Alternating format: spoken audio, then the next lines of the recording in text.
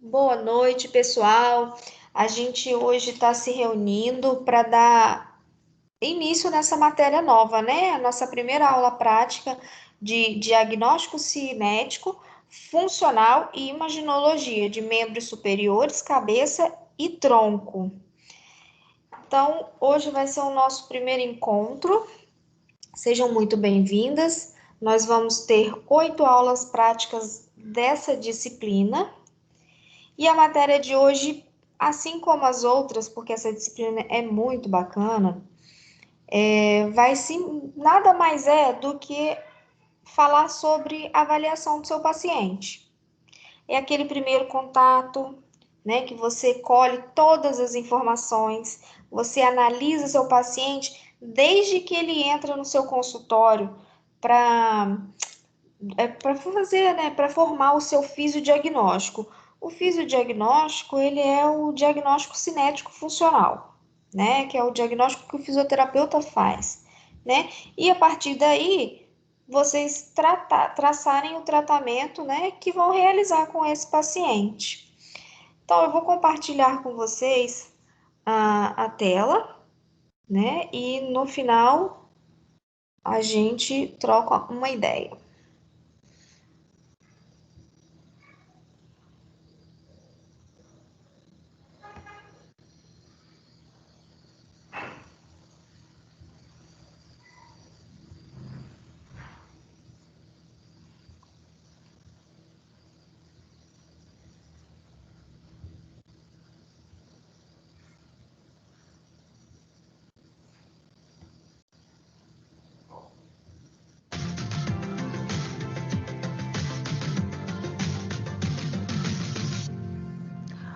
Olá, sou a professora Ana Carolina Marcotti Dias e hoje nós vamos dar início à disciplina de Diagnóstico Cinético Funcional e Imaginologia dos membros superiores, cabeça e tronco. Essa disciplina é uma disciplina onde você vai observar e avaliar o seu paciente. Quais os pontos que devem ser avaliados, questionados, observados, para que você consiga desenvolver a sua avaliação. Essa é uma disciplina prática, onde você vai estar colocando em ação tudo aquilo que você aprendeu da anatomia, biomecânica, que nós tivemos, para que você consiga entender qual que é o diagnóstico cinético funcional, ou seja, a cinesiologia, o movimento, o que tem de alteração, qual que é a função que está alterada ou não, o que você tem que avaliar nesse paciente para que você consiga planejar um bom tratamento, um bom processo de reabilitação. É muito importante essa disciplina, pois a gente vai observar todos os pontos da ficha de avaliação fisioterapêutica, iniciando pela anamnese, chegando nos testes funcionais, nos testes ortopédicos, para que você consiga determinar qual estrutura está lesionada, qual o teste que você vai executar para observar se esse sinal de lesão é positivo ou negativo. E você vai utilizar os exames complementares, a ausculta, a percussão. Então, nós vamos observar cada um desses itens no decorrer das nossas aulas, para que você consiga montar a ficha de avaliação adequada e eficiente para que você tenha um bom processo de reabilitação, que você consiga ter os objetivos e planejar a sua conduta. A avaliação fisioterapêutica, ela pode ser de duas maneiras. Ela pode ser aberta ou fechada.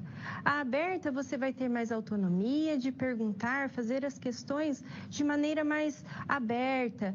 Aquilo que o paciente está falando, você vai questionando e direcionando a sua avaliação. A avaliação fechada é uma avaliação um pouco mais objetiva, onde você vai ter as questões, as perguntas para estar realizando e de forma mais objetiva, onde todos os que forem realizar aquela avaliação, a pessoa vai seguir, o fisioterapeuta, o profissional, as mesmas questões. Mas isso a gente vai ver no decorrer da nossa aula. Então, vamos ao slide, onde a gente vai observar a competência da unidade de ensino. Conhecer os métodos de avaliação cinético-funcional, o resumo, estudar e compreender os processos de anamnese, de avaliação dos sinais vitais, interpretar os exames, e tendo como o título da nossa aula, avaliação fisioterapêutica, anatomia e cinesiologia do ombro. Então, nós vamos conhecer todos os métodos de avaliação fisioterapêutico. O que eu preciso ter para avaliar meu paciente? Ou seja, quais os procedimentos que você vai realizar nessa disciplina. Compreender, aqui está uma parte muito importante que você vai ter que compreender para que consiga elaborar uma ficha de avaliação adequada. E, além disso, realizar a inspeção física e verificar os sinais vitais. A gente vai estudar o que é essa inspeção física. O que ela vai avaliar? Como que eu vou fazer essa inspeção? E o que são os sinais vitais? A gente vai observar no decorrer dessa aula. Então, vamos iniciar pela avaliação fisioterapêutica. Então, inicialmente, você vai fazer uma anamnese, que a gente vai ver todas as etapas dessa anamnese. O que consta nessa anamnese? Quais as etapas que você deve seguir? Terminando a anamnese, nós vamos fazer uma avaliação geral através do exame físico, observando esse paciente.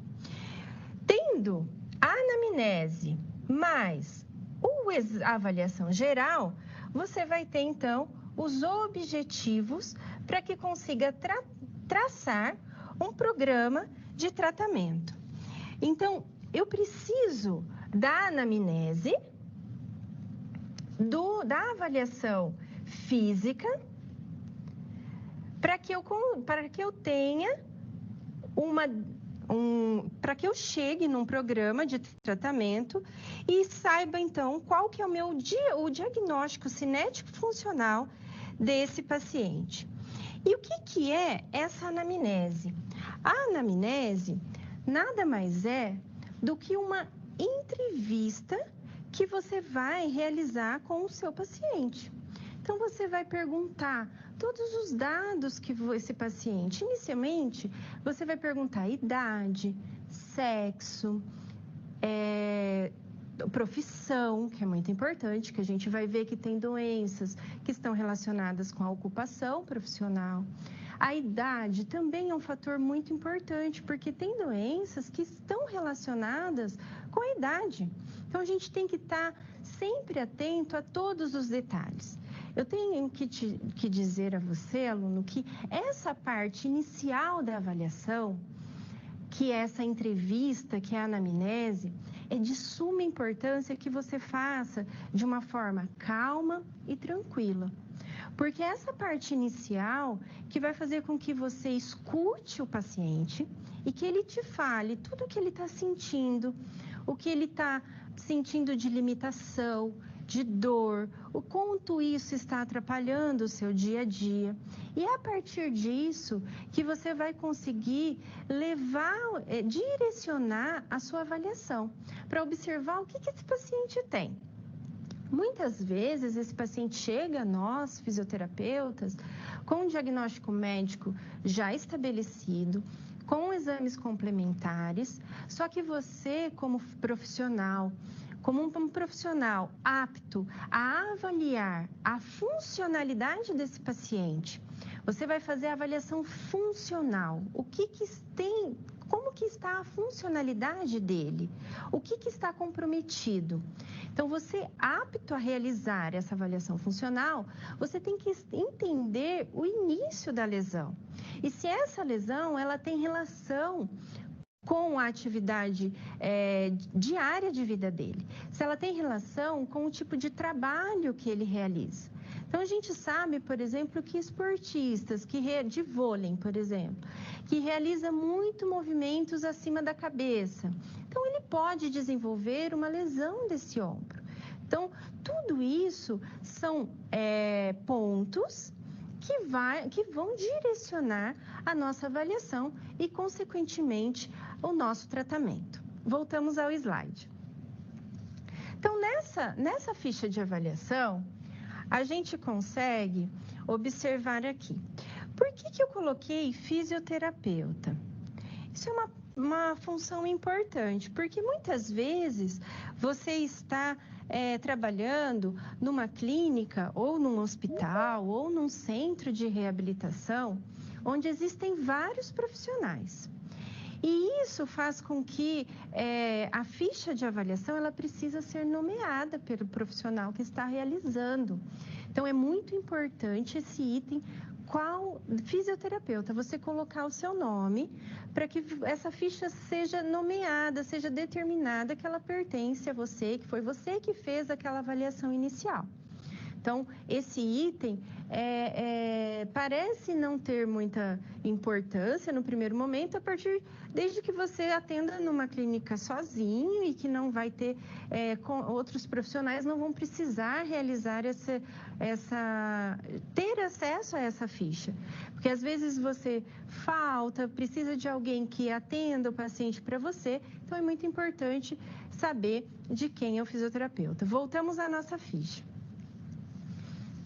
A data é importante para que você tenha uma ordem cronológica, ou seja, quando ele iniciou o tratamento.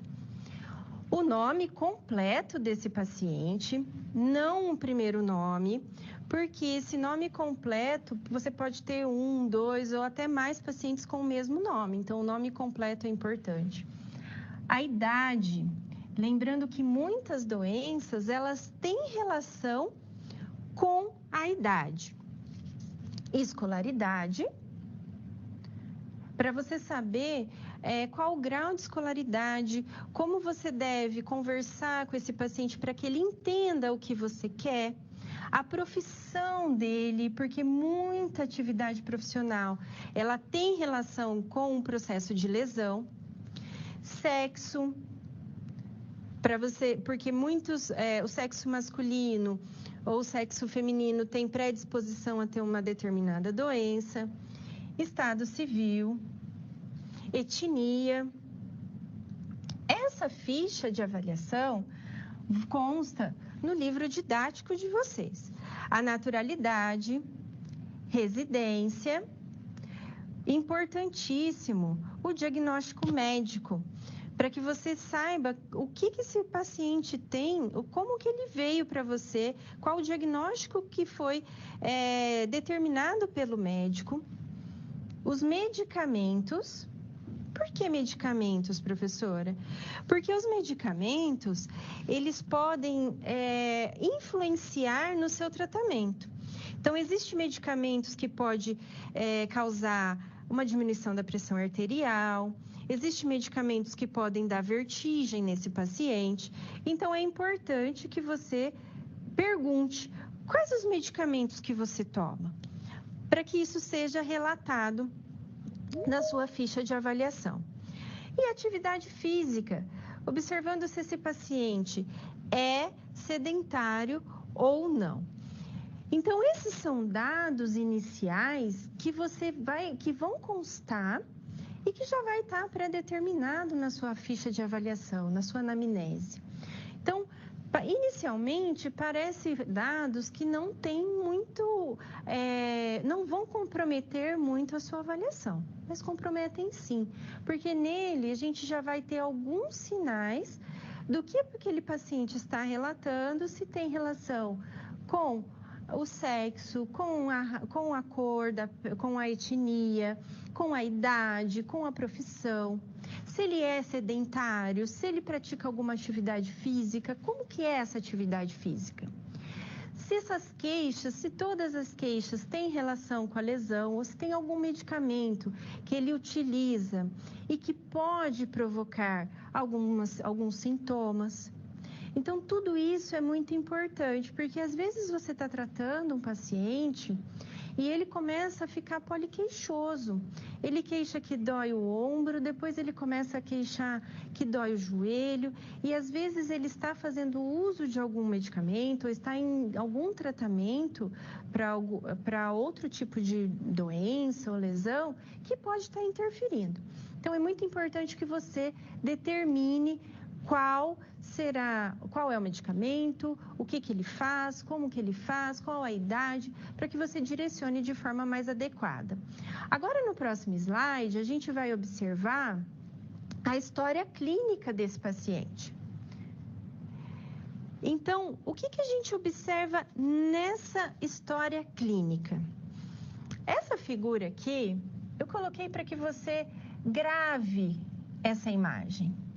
É a conversa com o seu paciente, é deixar o paciente à vontade para que ele fale para você tudo aquilo que ele está sentindo. Então, inicialmente, você vai perguntar para o seu paciente: o que te trouxe aqui? Qual que é a sua queixa principal? O que você está sentindo? E ele vai começar a falar. Então, aqui inicia a entrevista com esse paciente. Ele vai falar qual é a dor, como que é essa dor, e você vai direcionar tudo que você vai direcionar essa entrevista, você vai direcionar essa anamnese partindo lá do diagnóstico médico, você, de toda a avaliação já de questionário que você fez, e ele vai falar dessa queixa principal, você vai direcionando essa entrevista para que ele fale como que é a duração, se ele tem uma dor, qual que é a frequência dessa dor, se ela é muito intensa ou não. A história da doença atual. Então, o que é essa história da doença atual? Tudo que está relacionado com a doença que ele está sentindo naquele momento. Então, porque a gente vai perguntar a respeito também da doença pregressa, que é uma doença que já, às vezes, esse paciente já teve, já foi tratado. Mas a história da doença atual é importante, são os acontecimentos, é aquilo que está acontecendo com o seu paciente naquele momento. Quando começou? Uma coisa muito importante é você fazer uma ordem cronológica dos acontecimentos. Quando que vamos supor que esse paciente tem uma dor no ombro. Quando que essa dor começou? Ele vai falar: olha, minha dor começou há mais ou menos 1 ano. Sim, começou mais ou menos 1 ano. E como que foi essa dor? O que ocasionou?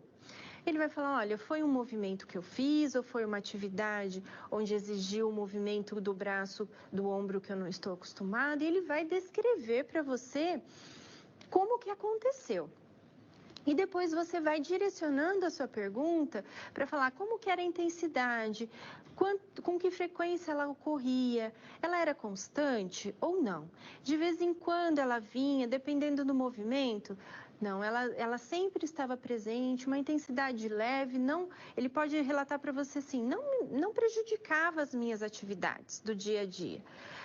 E aí você vai direcionando, só que a partir de que momento essa dor começou a prejudicar? E aí ele vai falar: a partir de 2 meses, eu venho sentindo uma frequência maior, uma intensidade muito maior dessa dor. Então, a partir da sua queixa principal, você consegue direcionar essa história da doença atual. Vamos voltar ao slide. E a gente vai perguntar também em relação à doença, a história patológica pregressa, ou seja, tudo que já foi feito, se ele tem alguma outra doença, se já foi feito algum tipo de tratamento para essa queixa principal que ele está apresentando agora. E um outro ponto importante é a história familiar. Porque a gente sabe que muitas patologias, muitas doenças, elas estão relacionadas com a hereditariedade. Então, a gente tem que observar, por exemplo, pressão alta, diabetes. Então, são tópicos que temos que perguntar na nossa avaliação. E um outro ponto são as AVDs. O que quer dizer AVD? O A é de atividade, o V de vida e o D de diária. Então, são as atividades de vida diária. O que são essas atividades de vida diária, professora? Essas atividades de vida diária são as atividades que esse paciente executa no seu dia a dia. Mas eu preciso saber de todas as atividades? Você vai estar relacionando a atividade de vida diária relacionada com o processo de lesão, com a queixa principal desse seu paciente e observar que ponto essa atividade está afetada ou não pela disfunção que ele apresenta da atividade funcional. Então, você vai analisar, por exemplo, eu tenho uma lesão de um determinado músculo. Então, esse músculo, eu sei que ele faz, por exemplo, a flexão, a abdução. Então, do meu ombro, eu vou observar todas as atividades que ele pode executar, o que ele executa no seu dia a dia, e ver se essas atividades estão ou não afetadas ou comprometidas. Voltamos ao slide. E isso tudo é uma etapa da avaliação fisioterapêutica onde você não deve ter pressa. Você deve ter calma e ouvir o seu paciente. Porque se você deixa passar algum ponto, algum relato importante nessa etapa inicial, você pode estar deixando um detalhe importante na hora de traçar os seus objetivos. Então, é uma fase muito importante da avaliação fisioterapêutica. No próximo slide, nós vamos observar, então, isso que eu já venho falando para você. Quais os aspectos que eu devo investigar? Então, o início da queixa é muito importante para que você saiba se essa patologia é uma patologia, uma disfunção aguda ou crônica, por exemplo. Então, se essa lesão é uma lesão aguda, você vai traçar o seu tratamento de uma forma. Se ela for crônica, os seus objetivos, a forma de tratar já vai ser diferente. Vamos dar um exemplo bem simples, o entorse de tornozelo. Se esse entorse de tornozelo chega para você agudo, você vai usar gelo para diminuir o processo inflamatório e realizar todos os seus processos terapêuticos no decorrer da sua evolução. Mas se esse entorse de tornozelo, ele ocorreu há 1 ano e agora esse paciente está com uma instabilidade dessa articulação, você já vai agir de uma forma diferente. Então, é muito importante você determinar o início dessa queixa. Por isso que eu volto a repetir para você. Faça a ordem cronológica da queixa principal. Questione o seu paciente quando iniciou e qual a evolução dessa patologia, qual a evolução dessa disfunção, para que você consiga saber exatamente em qual etapa da lesão você está, em qual etapa que você vai ter que agir. E assim traçar um tratamento sem perder tempo e que seja de sucesso, que você tenha sucesso naquela avaliação. Porque você vai agir exatamente na etapa que você precisa. Voltamos ao slide. O próximo item é perguntar para ele: existe algo que provoca ou que reduz a queixa principal dele? Tem algum movimento, por exemplo, tem algum movimento que aumenta a dor? Ou tem algum movimento que reduz a dor? Um exemplo disso. Existem pacientes que quando ele chega até você, ele vai falar: olha, dependendo do movimento que eu faço, a minha dor diminui. Ou dependendo da posição que eu coloco o meu braço, a dor no meu ombro diminui.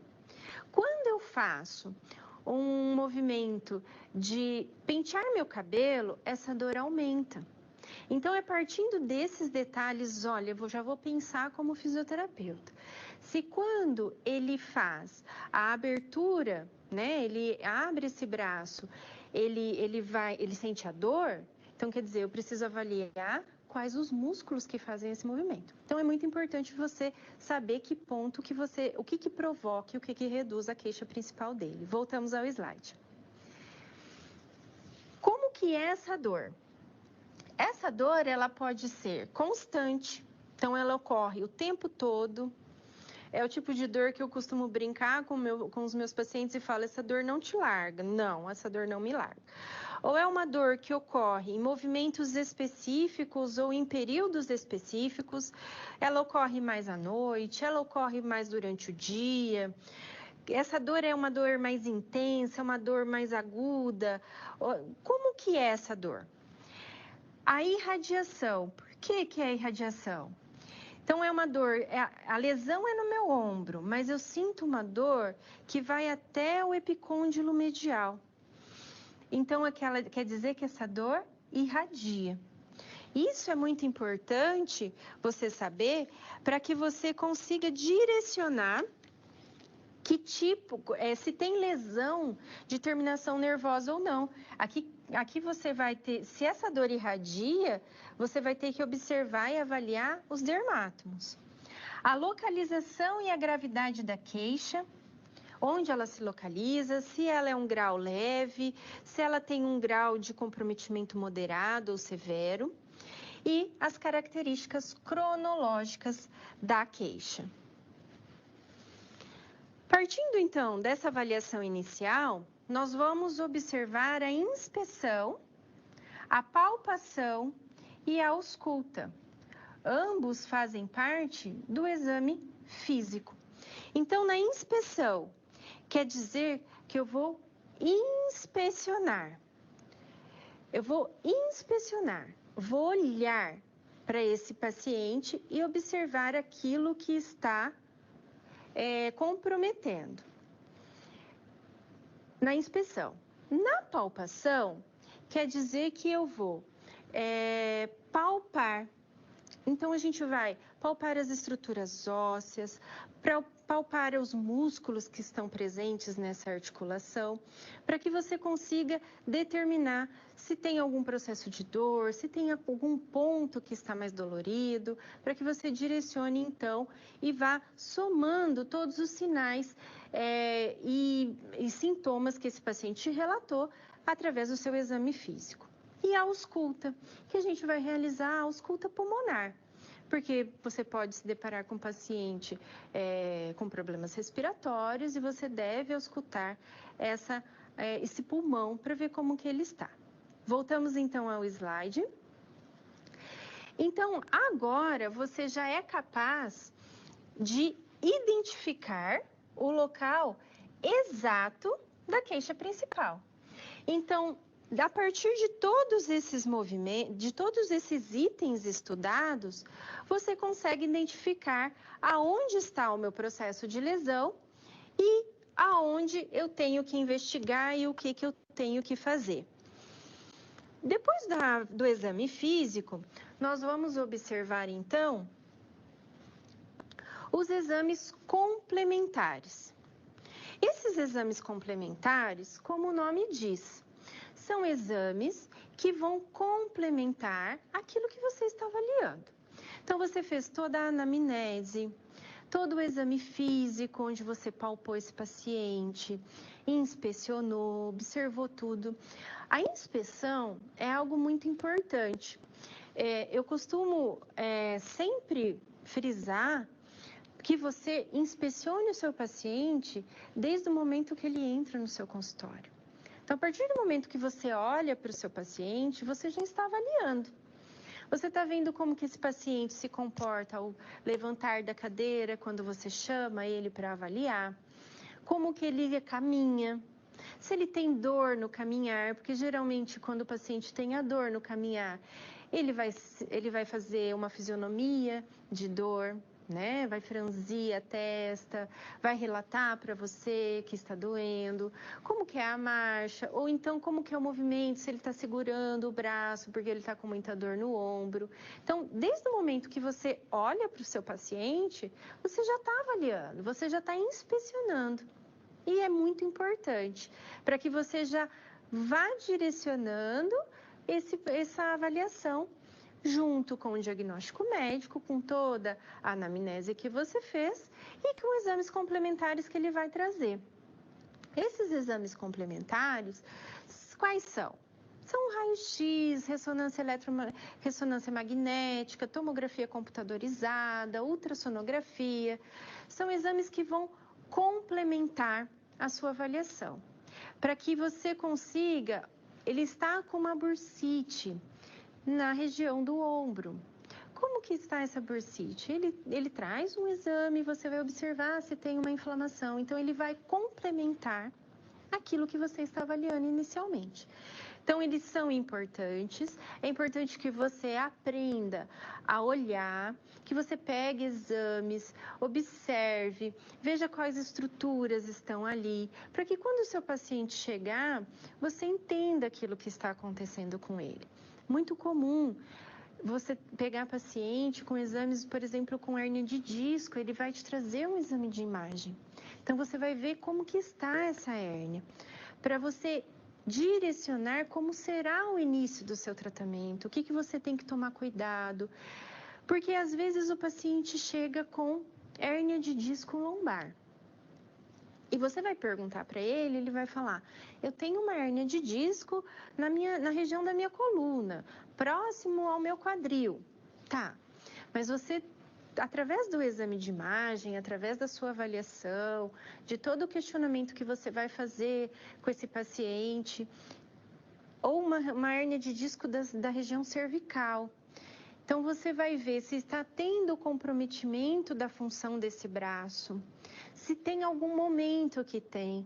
E com o exame de imagem, você consegue determinar exatamente aonde está essa lesão. Voltamos ao quadro. Então, o raio-x, a tomografia computadorizada, ressonância magnética e ultrassom, eles vão nos mostrar as causas do que está limitando a mobilidade. Os exames laboratoriais são menos importantes? Não, porque os exames laboratoriais, eles vão nos mostrar as alterações metabólicas e celulares. Vai mostrar se existe algum foco de inflamação, para que você consiga determinar melhor qual procedimento, qual terapia você deve seguir. Professor, aí você vai me perguntar assim: é permitido o fisioterapeuta solicitar exames? Sim, pelo nosso conselho, é permitido que a gente solicite exames sempre que necessário. É claro que você não vai solicitar exame quando o paciente não estiver precisando, certo?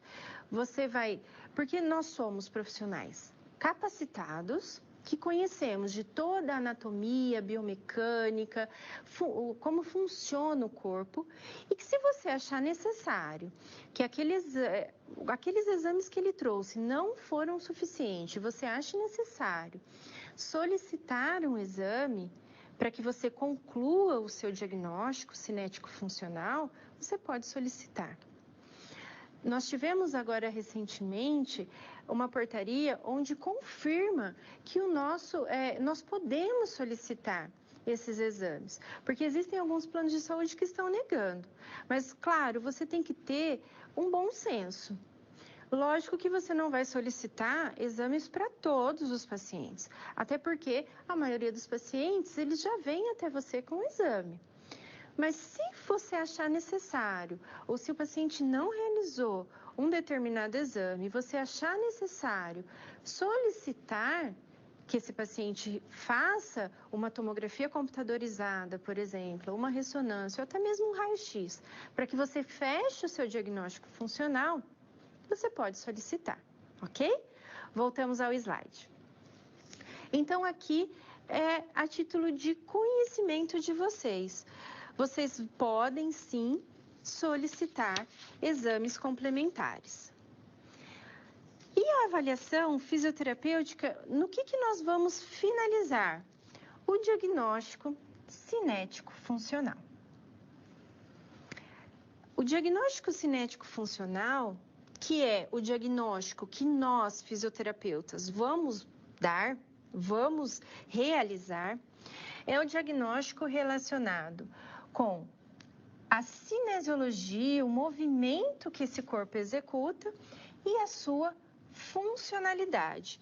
É concluir as limitações, como que estão as condições desse indivíduo, o que está limitado na sua atividade de vida diária, o que ele precisa para que melhore a função dele. E através desse diagnóstico cinético funcional, eu consigo traçar o plano do meu tratamento.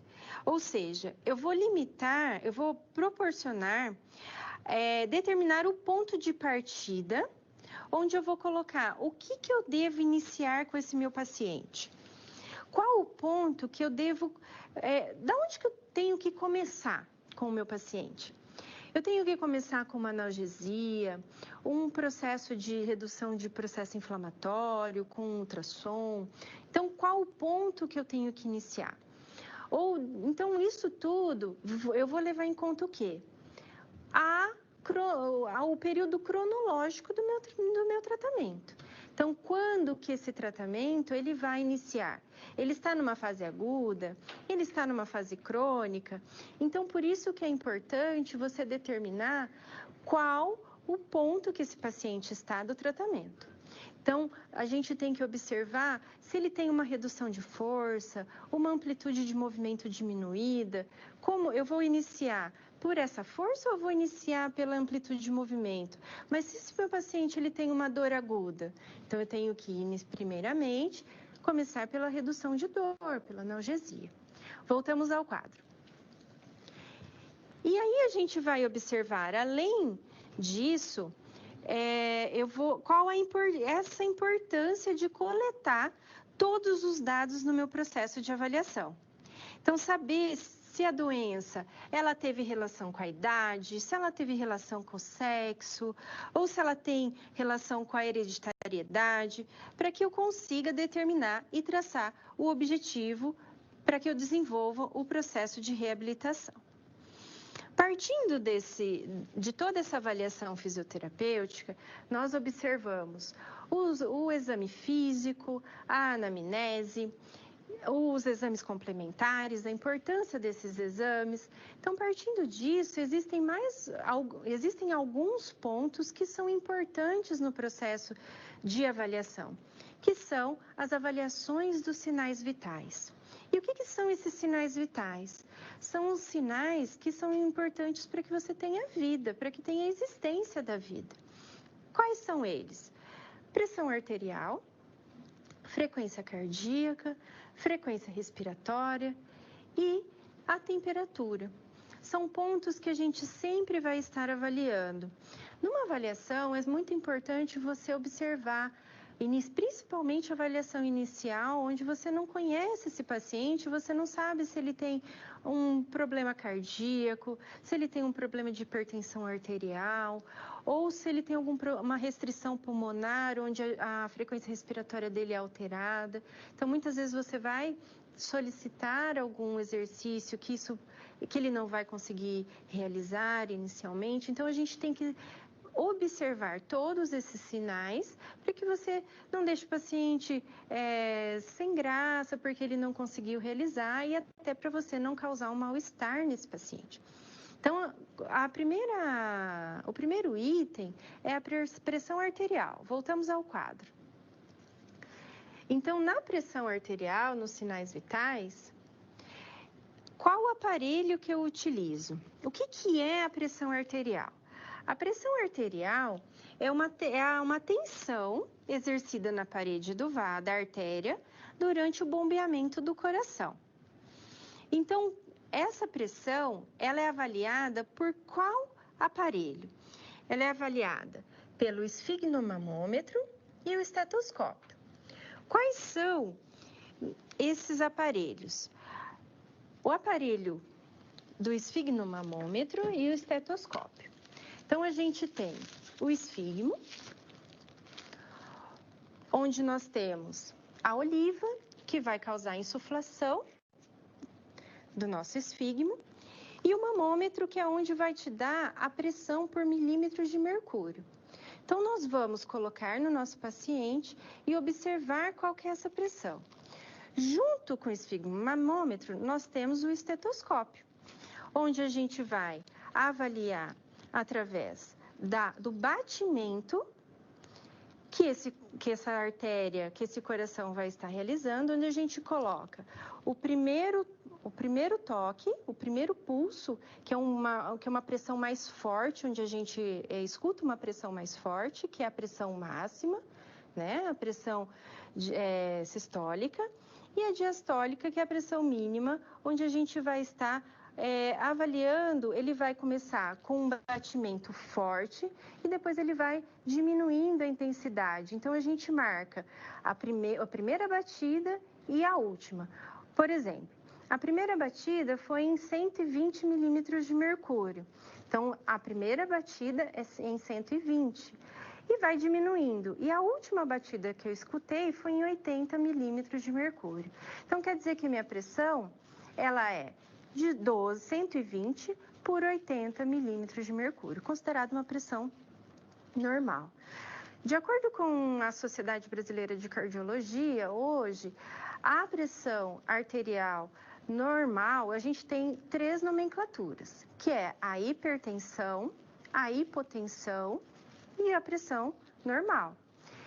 A hipertensão é quando eu tenho um aumento dessa pressão arterial. A hipotensão é quando essa pressão está abaixo do normal. E o normal, que vai ser até de 120 por 80 até mais ou menos 139 por 89 milímetros de mercúrio. Essa é a nomenclatura recentemente utilizada. A gente sabe que em alguns momentos isso muda, mas atualmente essa é a nomenclatura utilizada. O que parte disso, quando a pressão está a 140 milímetros de mercúrio por 140 por 90 milímetros de mercúrio, quer dizer que esse paciente ele já está num quadro hipertensivo. Então, quando o paciente chega até você, que às vezes ele está a 150 por 90 milímetros de mercúrio, quer dizer que a pressão dele está alta. Então, você tem que tomar alguns cuidados, perguntar se ele toma algum medicamento, que tipo de exercício se você pode realizar o exercício, que tipo de exercício que você pode estar realizando com esse paciente, se ele tem frequentemente essa pressão elevada ou se é só naquele momento, e você deve averiguar e avaliar no decorrer do seu processo de avaliação. Voltamos ao slide.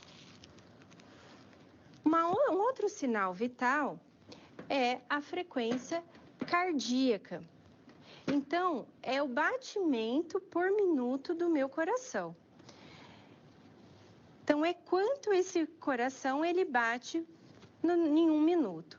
Então, a gente tem como instrumento para estar avaliando o relógio.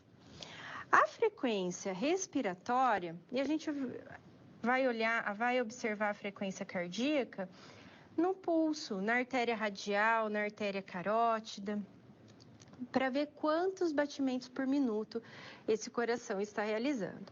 Depois eu tenho a frequência respiratória, que é para observar quantas respirações esse paciente está realizando dentro de um minuto, que também é avaliada através de um relógio. Esse relógio, ele pode ser um relógio de ponteiro, um relógio de pulso, até mesmo o cronômetro do seu celular. E a temperatura corporal, que é através do termômetro. Então, inicialmente, a gente vai observar a pressão arterial. Então, essa pressão arterial, quais as nomenclaturas? Normal, hipertenso e hipotenso. A normal, ela vai de 121 vezes por 81 milímetros de mercúrio, a 139 por 89 milímetros de mercúrio. Partindo do 139 por 89 milímetros de mercúrio, eu já caio na hipertensão.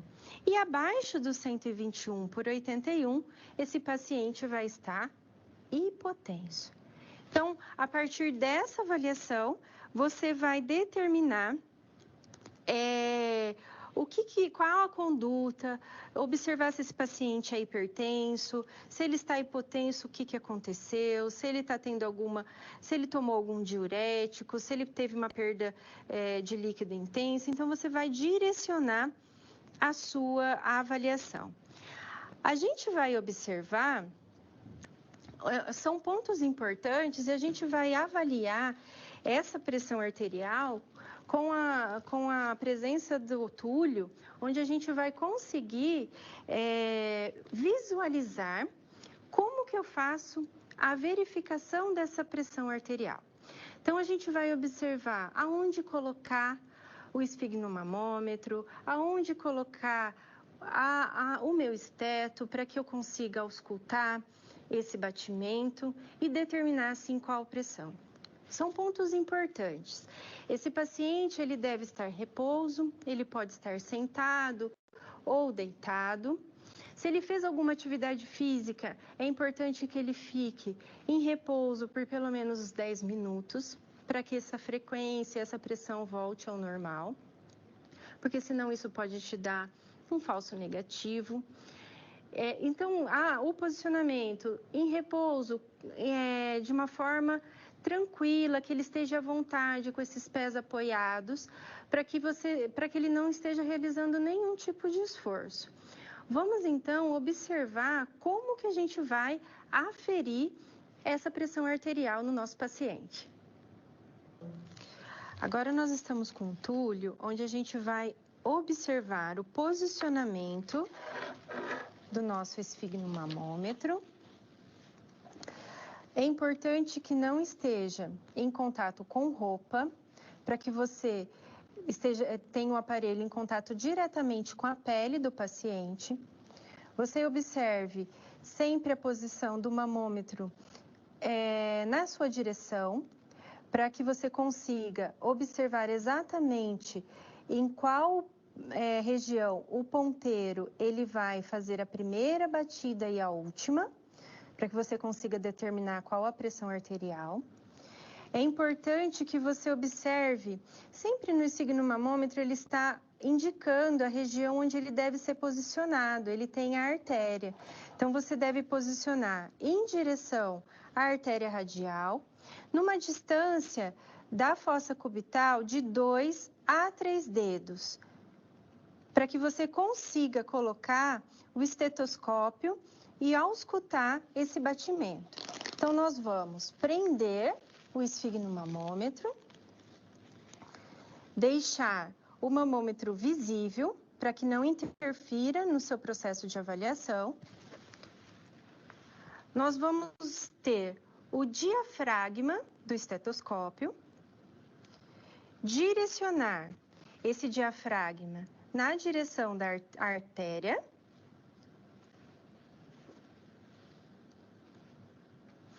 a oliva do esfigmomamômetro, você deve prestar atenção se ela está fechada, para que quando você insufle, ele não saia o ar. E vamos começar a insuflação.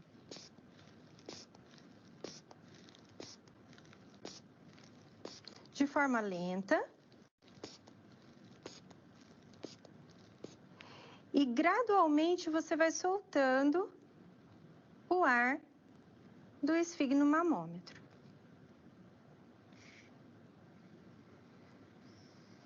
Nós vamos observar aonde ele faz o primeiro toque. Começou no 12. E ele vem diminuindo até o 8. Então, quer dizer que o túlio está com pressão 120 por 80. Ele está com uma pressão normal. Ao retirar, segure sempre para que você não puxe o braço do paciente e retire o aparelho.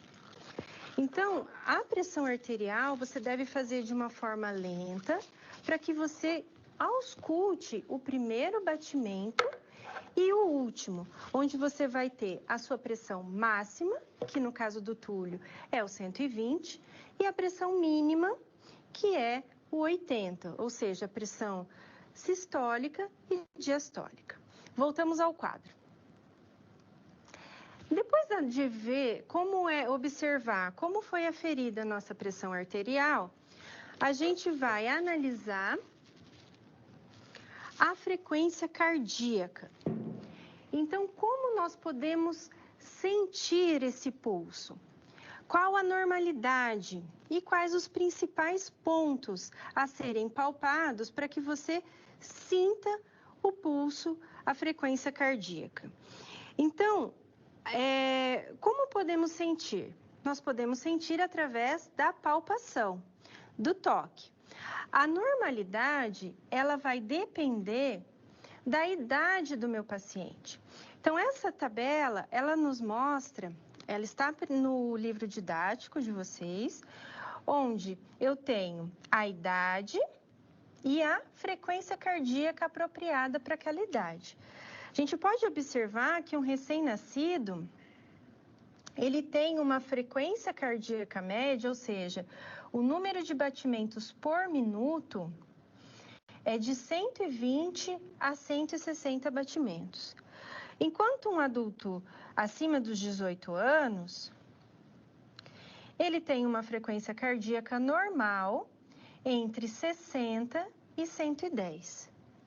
Então, a gente observa a diferença da frequência cardíaca. E quais os principais pontos de palpação? Os principais pontos de palpação são a artéria radial e a artéria carótida. Nós vamos lá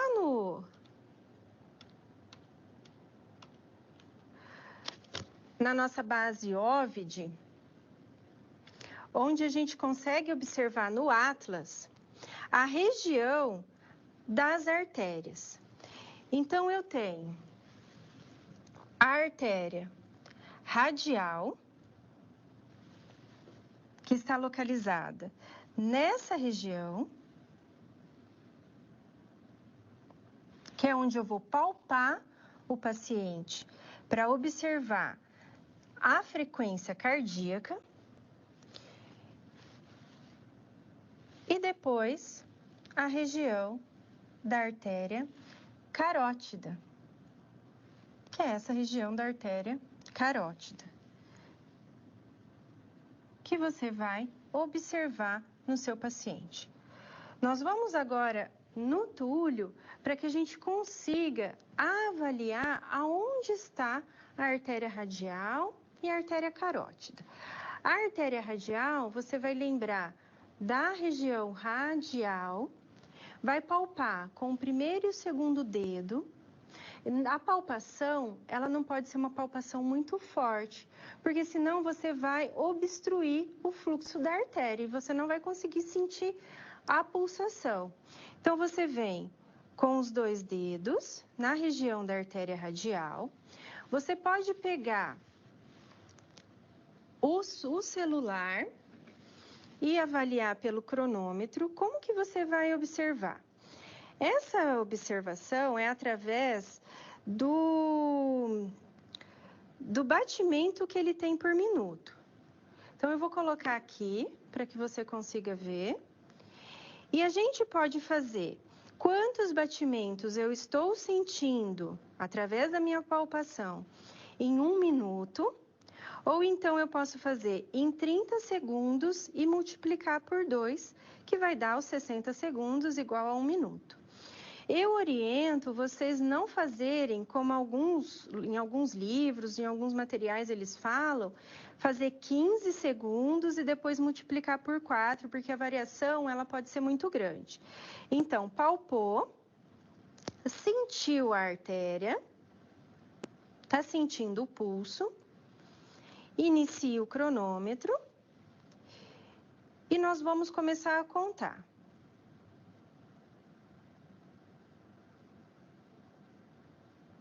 Nós vamos fazer em 30 segundos.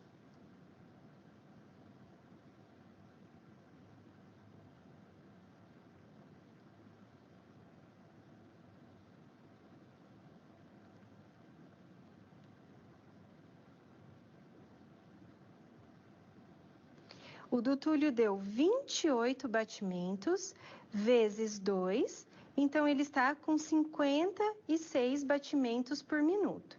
Então, a gente consegue observar quantos batimentos ele está tendo por minuto. Ele está em repouso, é importante avaliar essa função com o paciente em repouso, para que você não tenha uma frequência cardíaca com um falso positivo dessa frequência cardíaca. Uma outra forma de estar avaliando é através da artéria carótida no pescoço. Então, você vem, sente a região, vai sentir o pulso, sentiu o pulso, você vai fazer a mesma contagem. Então, nos 30 segundos, você vai contar quantos batimentos por minuto esse paciente está tendo. Então, são duas formas fáceis de estar observando e avaliando qual é a frequência cardíaca do paciente. O próximo tópico que nós vamos observar é a frequência respiratória do paciente. Vamos ao quadro? Então, a frequência respiratória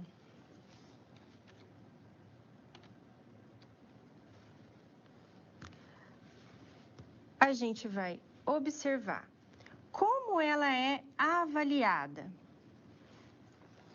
e qual o valor da normalidade dessa frequência respiratória. Então, a gente vai observar como que ela pode ser avaliada. Nós vamos observar a inspiração desse pulmão. Então, toda vez que o meu paciente inspirar, eu vou estar contando uma frequência respiratória.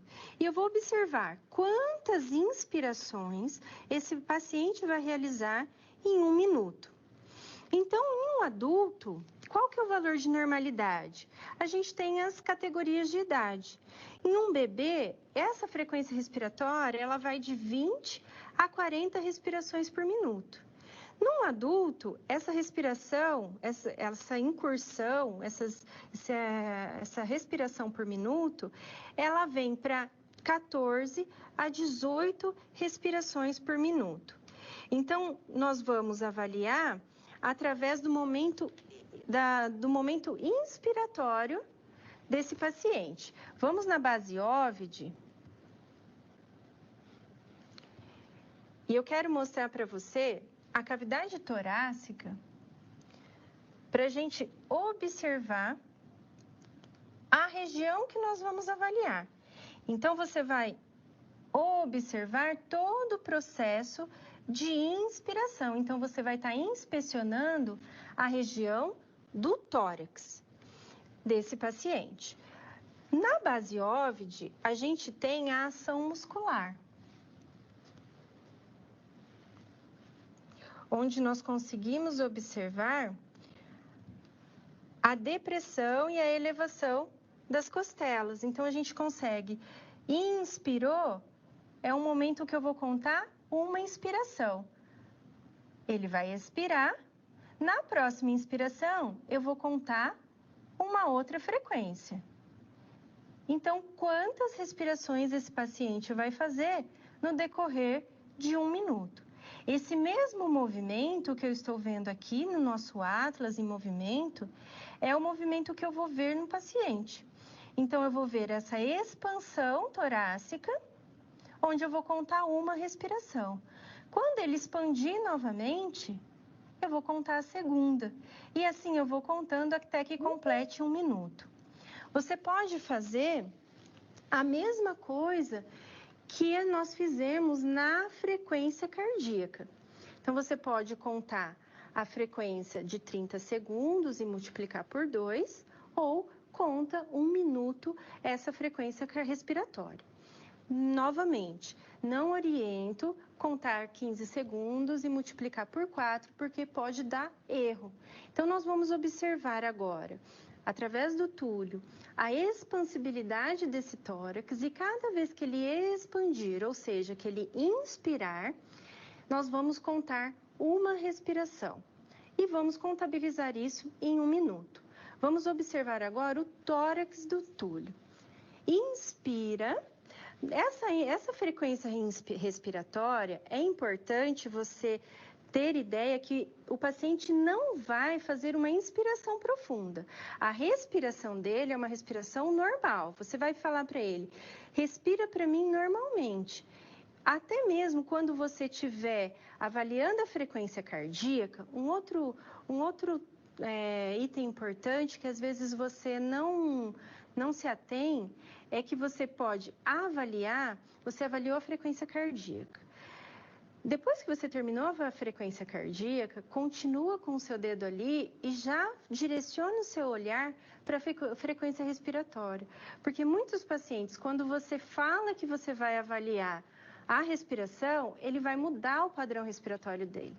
Então, ele nem vai saber que você está avaliando a frequência respiratória. Então, vamos ao Túlio para observar esse movimento dessa caixa torácica. Então, em 1 minuto, nós vamos observar a inspiração e a exo. Eu vou pedir para o Túlio inspirar um pouco mais profundo para que você veja o movimento inspiratório dele. Inspira, Túlio, e expirou. Então, esse vai ser o movimento que eu vou observar no meu paciente. E vou contar 1 minuto. Nós vamos fazer em 30 segundos. Faça você também. Inspira. Isso. Agora, Túlio, respira normalmente. Observe que a respiração não é profunda. O movimento, ele é pequeno, quando ele está numa respiração normal. Então, você tem que estar atento ao movimento respiratório.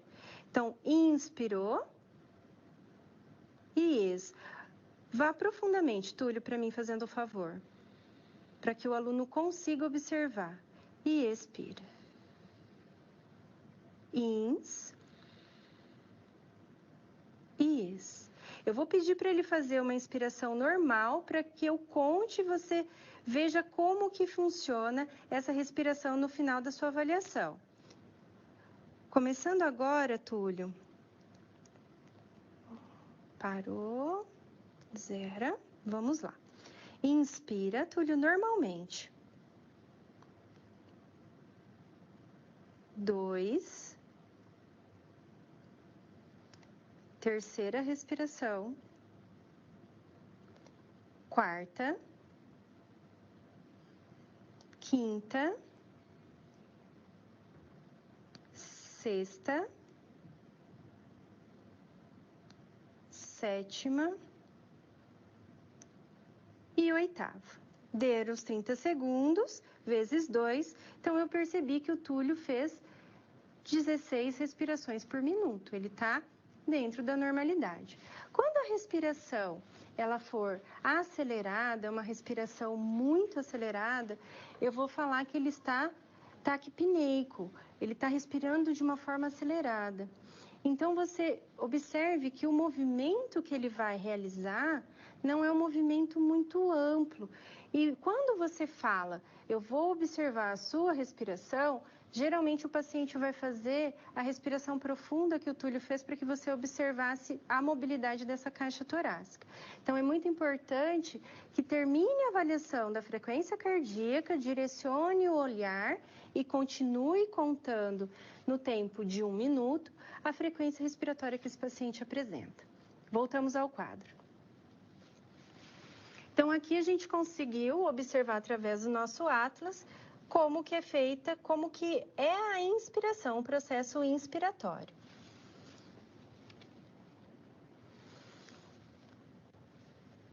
O próximo slide é em relação à temperatura corporal.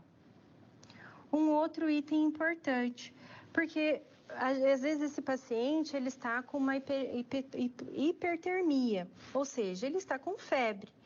Então, você deve observar se dependendo, se ele estiver com febre, se você tiver que fazer uma atividade, um exercício físico intenso com esse paciente, essa temperatura ela pode aumentar. Então, por isso, da importância da avaliação. Então, como que ela pode ser aferida? Ela é aferida através do termômetro. Existem várias regiões que pode ser aferido a temperatura corporal.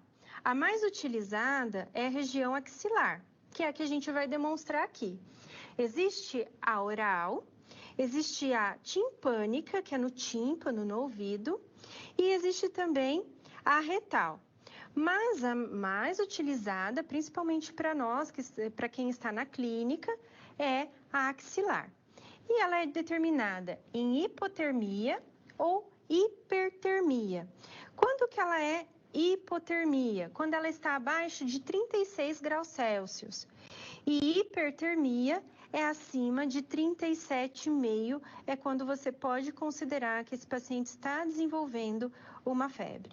E quando ele está entre 36 e 37,4, ele está em normotermia, ou seja, ele está normal. É importante observar que esse paciente, você deve fazer a higienização desses materiais que nós estamos utilizando.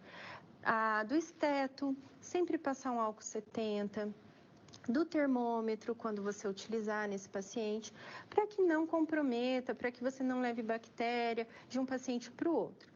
Qual que é a região que nós vamos observar a temperatura? Na região axilar.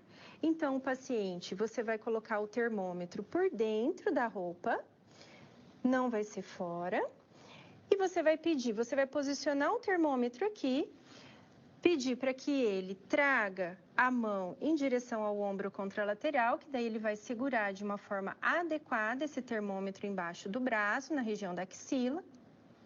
Você vai contar mais ou menos 1 minuto, 1 minuto e meio. Se for o termômetro digital, ele vai apertar, ele vai apitar. Você retira e vê a temperatura. Um outro termômetro também que está sendo bastante usado são os termômetros que vêm em região da testa, onde você vai posicionar esse termômetro na região da testa e ele já vai te dar a temperatura. Um próximo sinal, sinal vital, né, é a ausculta. É um próximo sinal que a gente tem que observar. Vamos ao quadro? A gente vai observar a aparência da cor, a aparência física, a cor desse meu paciente. Então, eu coloquei algumas figuras aqui para que você guarde um pouco mais, seja um pouco mais fácil para que você guarde. A cianose quer dizer que esse paciente tem pele e mucosas azuladas. É como a nossa figura desse slide. O paciente fica mais azulado. Geralmente, essa cianose, ela dá uma cianose de extremidade. É quando a perfusão, ela está um pouco sanguínea, ela está um pouco deficiente. Então, ele vai apresentar uma cianose. A hiperemia é quando eu tenho uma região mais avermelhada, quer dizer que eu tenho um processo posso ter uma alteração metabólica, um processo inflamatório da região. A icterícia é muito comum em bebês, que esse bebê ele fica amarelo. Também é comum quando o paciente tem uma alteração, um comprometimento de fígado. E a palidez. A palidez, ele fica, geralmente esse paciente ele tem uma queda brusca de pressão ou uma desidratação. Então, essa palidez é um sinal importante para a gente estar avaliando no paciente durante a realização dos exercícios. E observar se esse paciente tem manchas, hematomas ou cicatrizes nessa pele, para que a gente consiga descrever e observar se ele tem, às vezes, alguma úlcera de pressão por estar muito tempo acamado, para que a gente consiga evoluir e anotar a evolução do paciente. E a presença de ressecamentos na pele ou úlceras. Então, são pontos importantes a ser avaliado. E uma outra avaliação que é a ausculta, que é a ausculta pulmonar, ou seja, os sons que esse pulmão vai realizar. Então, a gente vai usar o estetoscópio, onde eu vou ter os ruídos adventícios, que são os sons anormais, e o murmúrio vesicular, que são os sons normais. Nós vamos observar como que é feita essa ausculta no paciente. Então, inicialmente, a gente vai vir anteriormente com o diafragma do meu esteto. Eu vou auscultar ápice, região medial e base do pulmão. Essa ausculta eu vou fazer na região anterior e posterior. Então, eu peço para o paciente inspirar e expirar pela boca. Ele inspira pelo nariz e expira pela boca. Um outro ponto importante é que sempre eu vou auscultar ápice e ápice, região medial. Nas mulheres vai ter a mama. Então, você vai lateralmente à mama.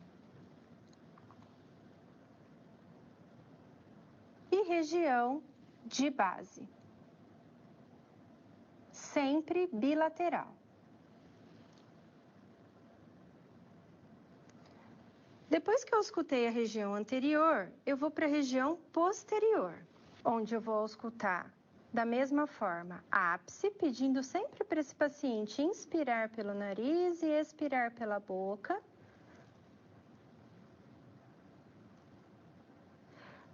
Região medial.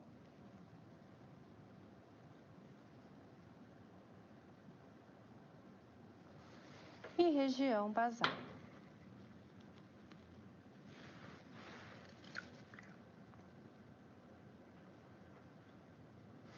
Então, aqui a gente conseguiu observar a ausculta na região posterior e anterior do tórax. Voltamos ao slide. Depois da ausculta, eu vou ter a percussão. A percussão eu vou percutir entre os espaços intercostais e sentir o som que essa percussão vai me oferecer. Como que eu vou fazer? Eu vou ter o apoio do dedo do meio, apoiando entre as regiões intercostais e de uma mão, e o outro dedo eu vou percutir em cima da região da unha e auscultar o som que essa percussão está me oferecendo. Então, eu venho, sinto entre um espaço intercostal e outro e percuto. Isso eu vou fazer na região do ápice, medial e base, bilateral. Sempre faça ápice e ápice. Região medial e base. Essa percussão você também vai fazer tanto na região anterior como posterior, para que você percuta o tórax tanto anteriormente e posteriormente para ver se tem alguma alteração dos sons. Voltamos ao quadro. Então, nós vimos todos os sinais vitais. E agora, a gente vai observar algumas estruturas, que é onde a gente vai iniciar a nossa aula do complexo do ombro. Então, para que você relembre um pouco, nós vamos observar quais os ossos, articulações, ligamentos e músculos dessa articulação do ombro. Então, hoje nós vamos observar quais os movimentos que essa articulação do ombro faz e que eu quero que você relembre quais os principais ossos, as principais articulações, ligamentos e músculos. Então, a gente tem os principais movimentos da articulação do ombro. Quais são os principais movimentos? Nós vamos lá para a nossa base, para o nosso Atlas. Vamos lá na função, na ação muscular. E aí a gente consegue observar a flexão do ombro.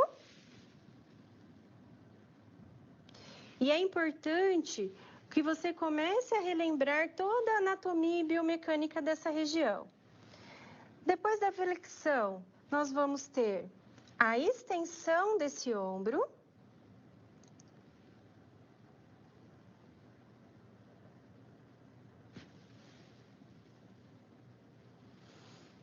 A abdução. Essa é a nossa abdução horizontal.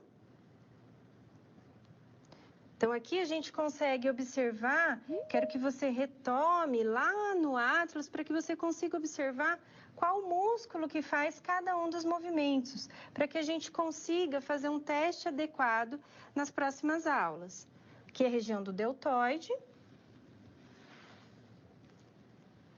A adução, que vai ser o retorno da abdução. E aí a gente tem duas abduções, que é a horizontal e essa abdução normal, que é onde afasta o membro superior da linha mediana. E a adução é o retorno desse movimento. E a rotação medial. E a rotação lateral. Ou seja, a rotação interna e a rotação externa.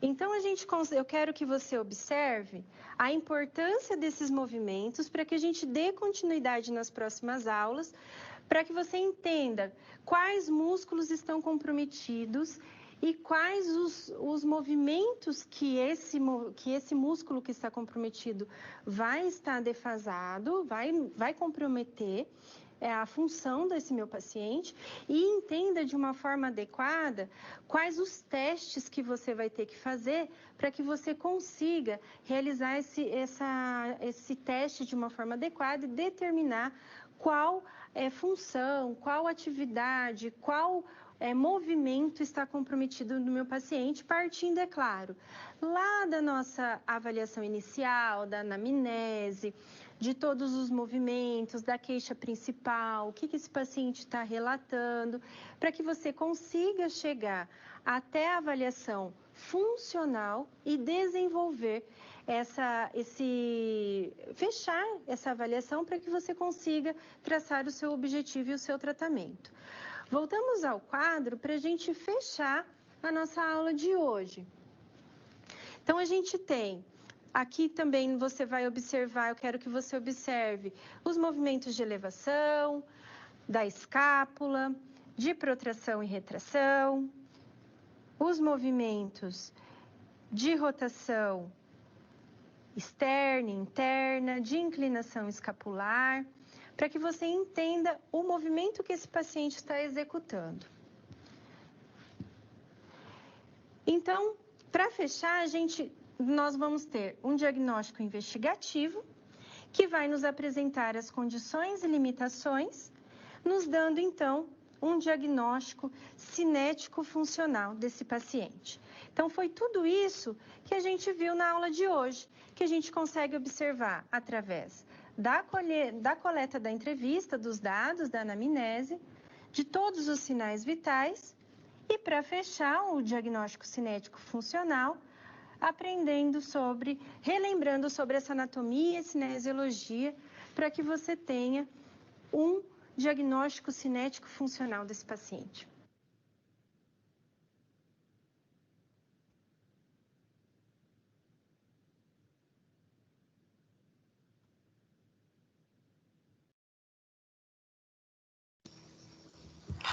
E aí, meninas, gostaram da aula de hoje?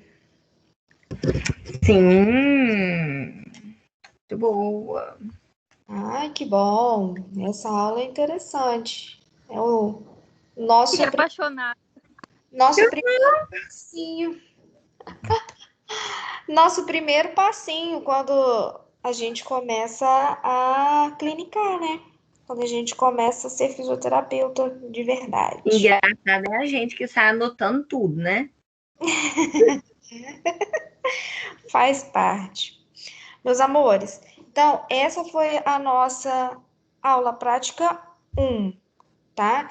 Quarta-feira era para ter tido essa aula, mas tivemos um pequeno probleminha. Mas essa foi a nossa aula prática um, tá bem? Então, vou ficando por aqui. Uma boa noite para vocês. Fiquem com Deus e a gente se encontra semana que vem.